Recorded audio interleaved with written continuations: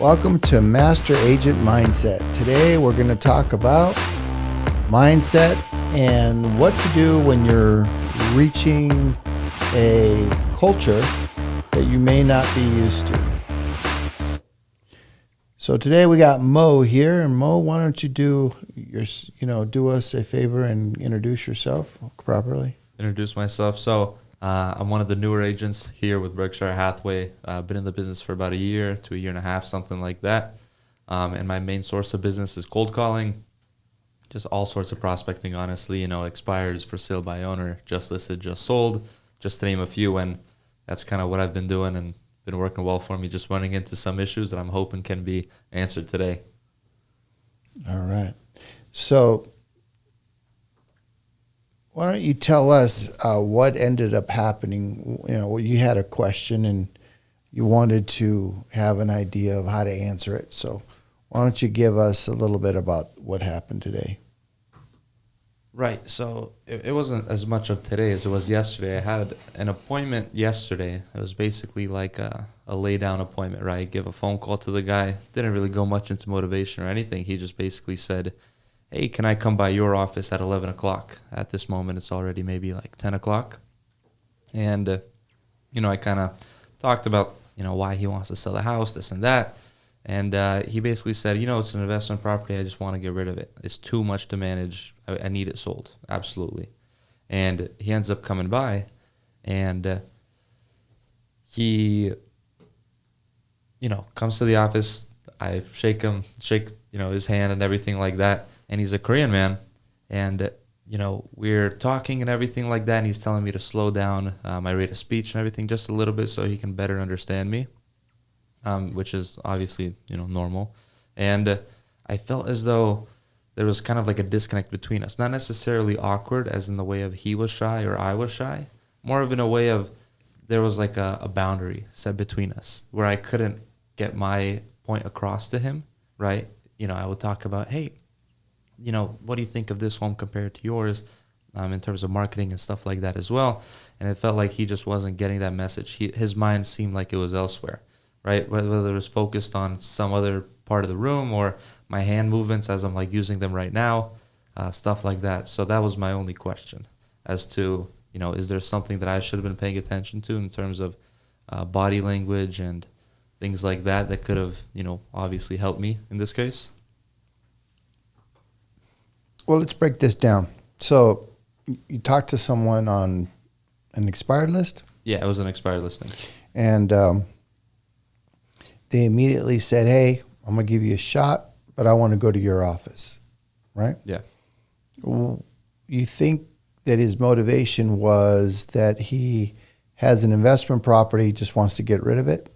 Yeah, because he had bought that property only last year, right? And he bought it for 1.4, and he was looking to list it at 1.45. Willing to take a loss for it.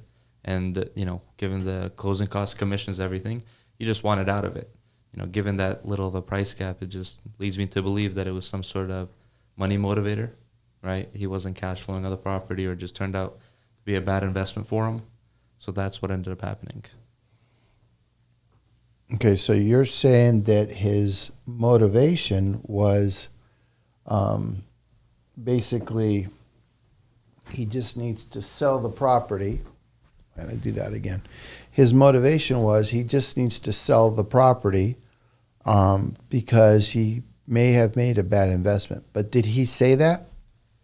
He didn't necessarily say it in that way. I opened up the presentation with the main Mike Ferry 3 questions, right? Question 1, do you absolutely have to sell this home? Yes, I absolutely have to sell this home. He said, like I told you, he said it's a bad investment. And there's no renters in the place. There hasn't been renters in the place. I need it sold. Okay. So, did he tell you he was from Korea, or did you guess? No. I asked him where he was from, right, to try to kind of build some rapport and commonality. And he said he was from Korea. Okay, so he told you he was from Korea. Now, I'm sure you got excited when you realized it was a 1.1 million that was coming to your door. Am I wrong? Yeah, I was pretty excited. I guess you can say that. Okay. And did you do any homework on the property? Did you look to see what it was worth and all that? Yeah, I pulled a CMA. It was in the ridges over here. They were the condos. So it's like 2,400 square feet. There was 3 model matches. 2 of them were active and 1 of them was sold. Pulled all 3 of those, and the number that he told me over the phone that he wanted really did align with what the comparable showed as well.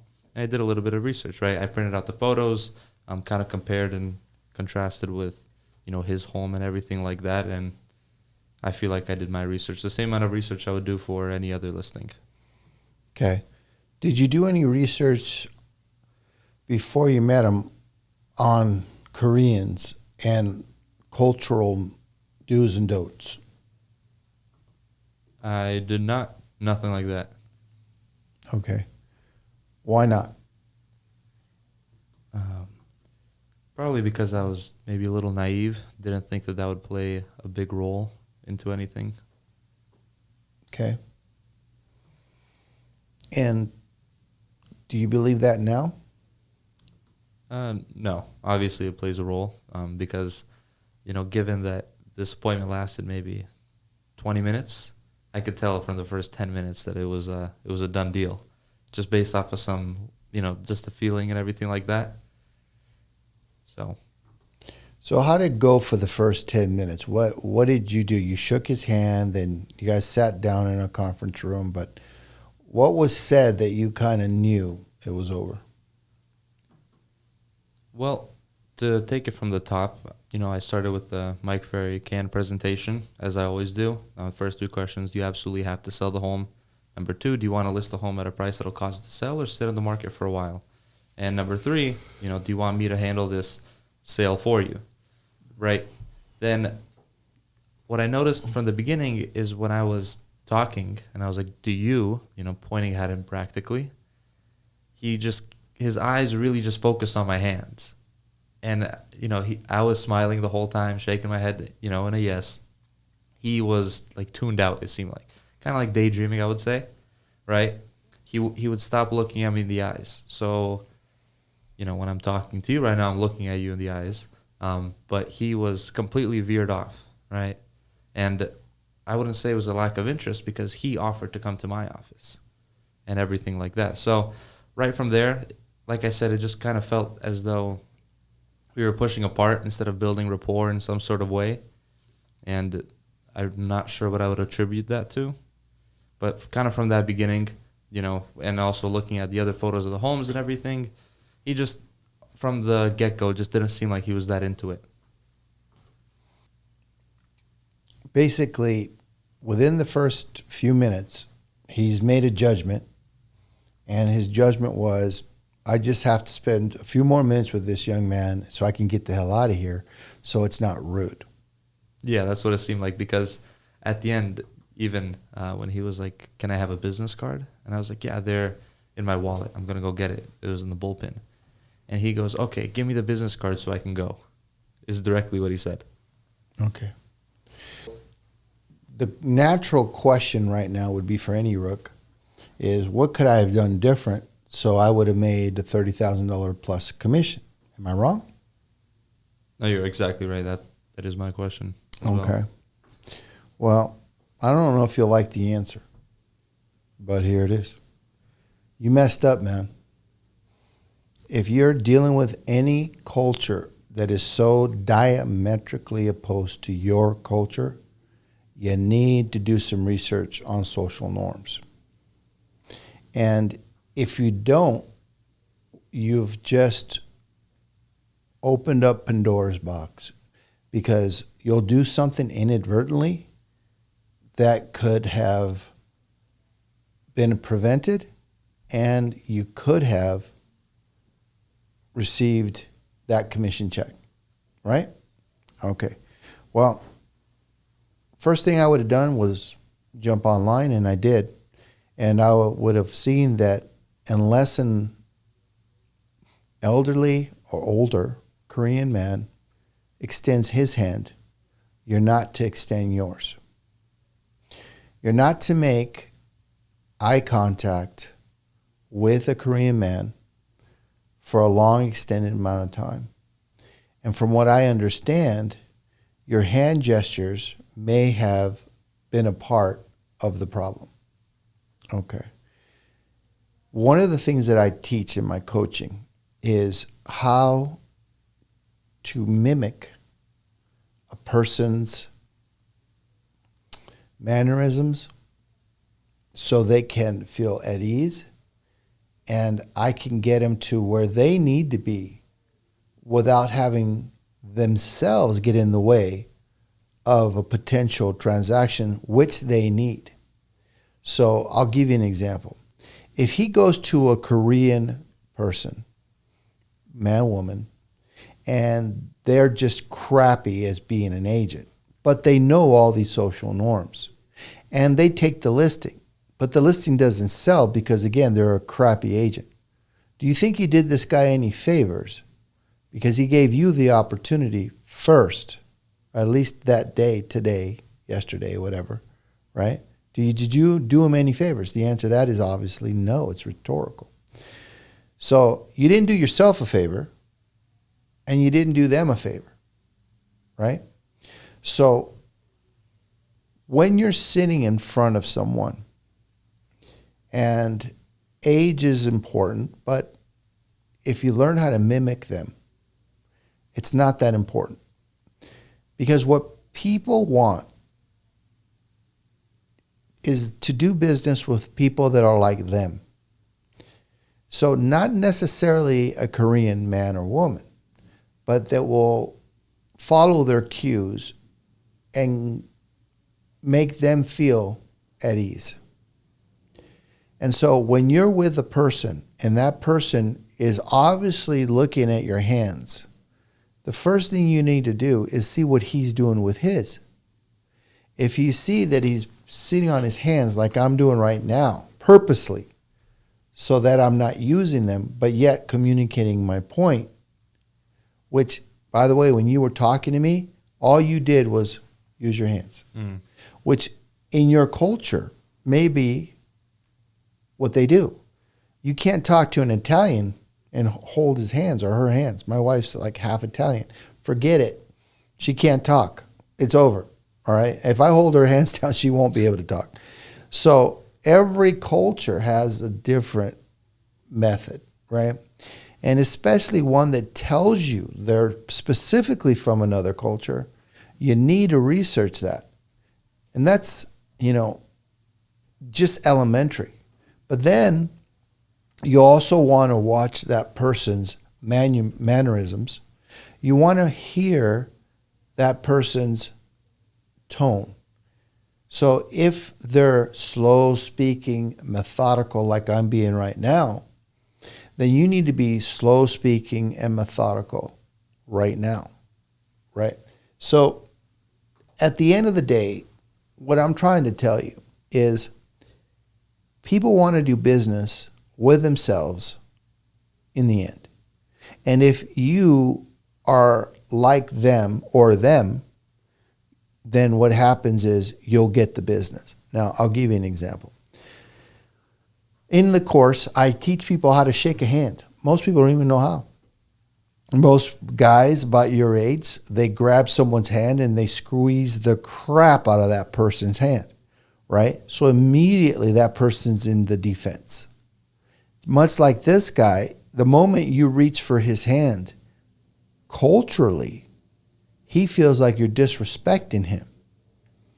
No matter how you can fix that, okay, or you won't be able to. In your mind, you think you could, but you can't, okay? It's pretty much a done deal the moment you put your hand out in front of them, okay? In those cultures, not only do they bow to each other, right, for the most part, but with COVID and all that, people are weary of giving you a handshake, right? And I'm not saying it's Koreans or Chinese or Japanese are the most worried. I mean, there's a lot of people are freaked out over that right now here, right? I still see people wearing masks, right? So I would not extend my hand to anyone unless I saw that that's what they wanted when they're reaching, what I call it. So what you want to do is not only mimic their voice inflections, but you also want to mimic their hand movements. You want to see what they're doing with their eyes. And you want to see what they're doing with their posture. So while you're going through all these motions, you're getting through your script the best you can without getting yourself or themselves in the way because of these cultural norms that are expected of the other people. Okay? So it's not that you're going to get the deal because you learned how to do a handshake, or that you learned how to mimic the person, or that you learned how to not make eye contact with an older Korean man or a Japanese man or a Chinese man. No. You're just able to sit at the table long enough so they can see that you're a professional, right? Because they're not going to know what you're doing.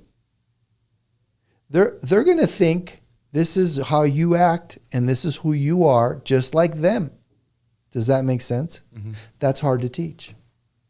Because most people walk around and live their lives the way they've lived their lives since they've been 14 years old. But as a professional, that don't work, right? You need to watch your clients and the way they carry themselves, even to the point where you're mimicking the way they're walking without getting yourself in trouble, so that they feel like, okay, this guy, he's like me, I'm going to listen to him. Basically, is all you want, okay? Because they like themselves a whole lot.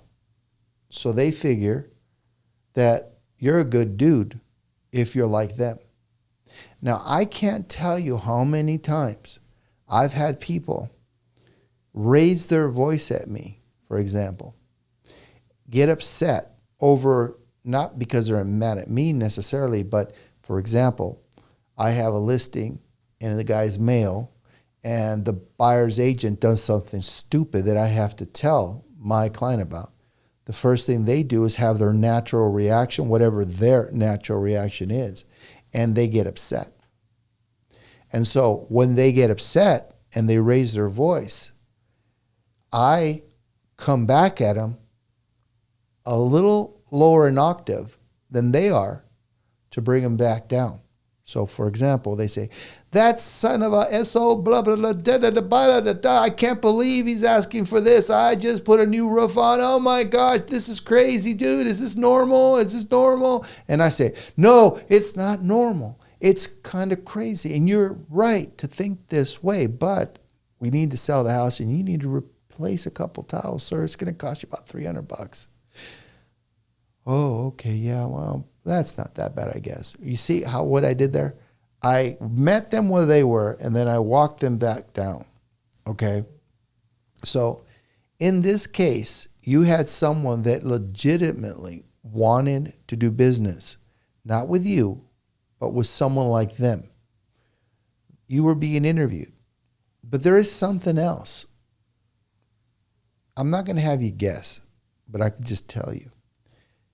What type of personality is this guy?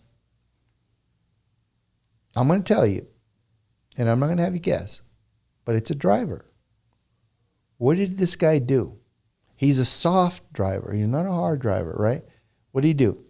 Who controlled that whole thing? Was it you or him? I mean, I would say him. Why? Because he says, I'll meet you at your place, right? Yeah. When he got here, you broke a social norm for him.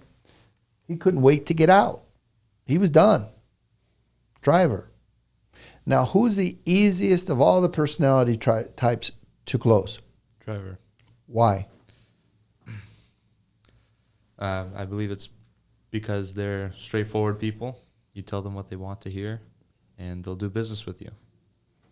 That's the best way, I suppose, that you can describe a driver, but the driver is just looking for the bottom line. They want to make sure they're dealing with someone like them, someone that's not going to waste their time. They're a very strong personality, and they're going to want to dictate terms and drive the conversation. So that's what this guy did. He dictated terms, he drove it, and he found you unworthy, son. Okay? But ask yourself a question. Do you celebrate failure as you should? Yes or no? Do I celebrate failure as I should? Yeah, I think I do. When I think of failure, I just think of another opportunity to learn from it and try not to repeat the same mistake. Do you think you will? Repeat the same mistake? Mm-hmm. Probably, or at least a few more times until I do correct it. But the goal is not to, obviously, right? So, well, what is coming? That's something you're going to have to deal with. What's coming? But as you're improving yourself, okay, like you are right now, by asking for help, that is what's going to determine what's coming and whether or not you're going to make the mistake. I honestly doubt that you're going to make this mistake again, because all of us, we tend to overcorrect when we have a scenario like this. You went in and you were just yourself, right? Because you kind of like yourself, right? Well, that really is the bottom underlying problem that you have, and which is what I coach. You don't want to be there at that meeting at all. You want to be them at that meeting. Does that make sense to you? yeah, that makes sense. So you should be operating, mimicking voice inflections with everybody.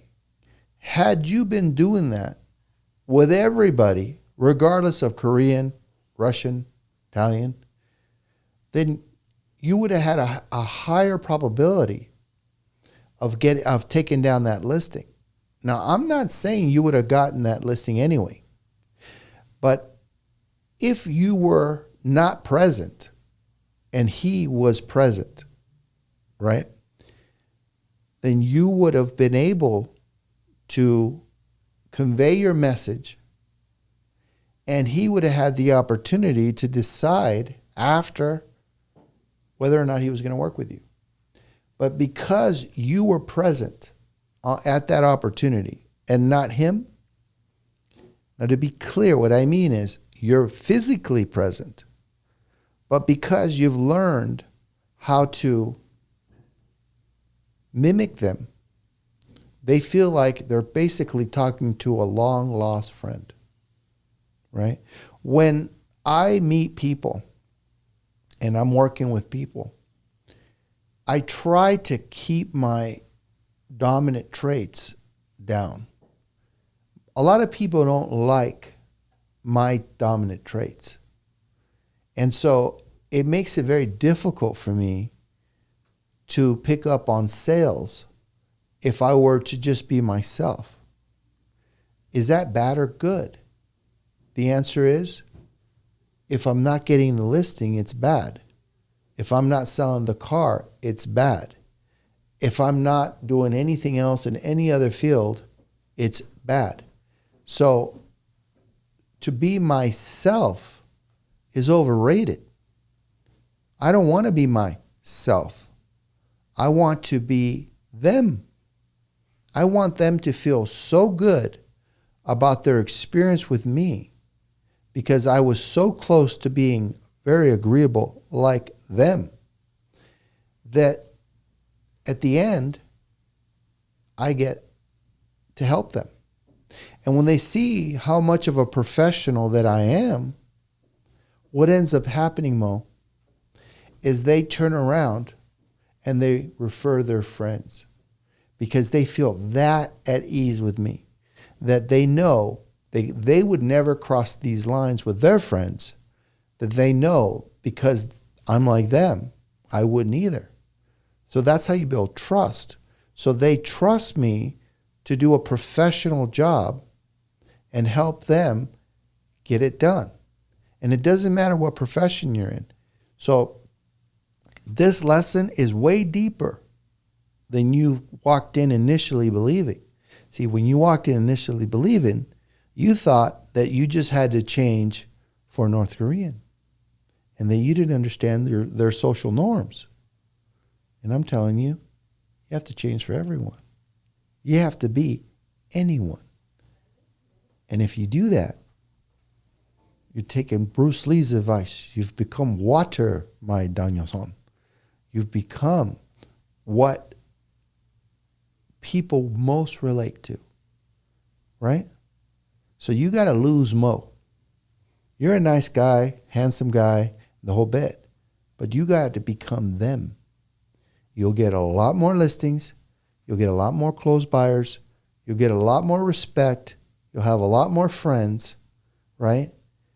And then eventually, once your traits start coming out, they'll be more accepting of those traits.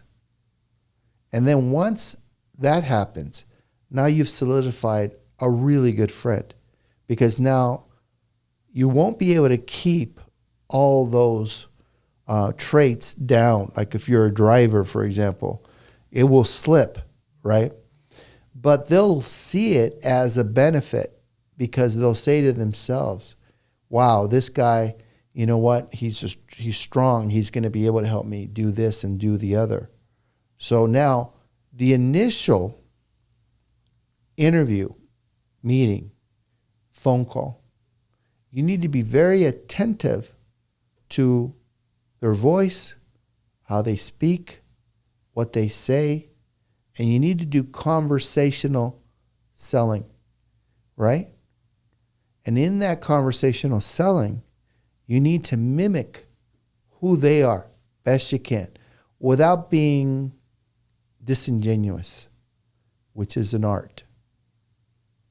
You have any questions? No, but I think it makes sense where you're coming from, kind of being that kind of person that is likable to everyone. I mean, when you think about it, if I'm appealing to, let's say, 50% of my people, right? If I'm like, let's say, a driver, like you said, and I appeal to 50% of the people I meet up with that are drivers, I'm missing out on a potential 50% of business as well. Mm-hmm. But now my only other question is, where would I learn conversational selling?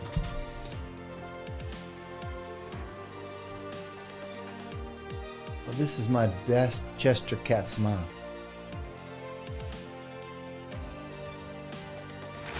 Thanks for being on Master Agent Mindset.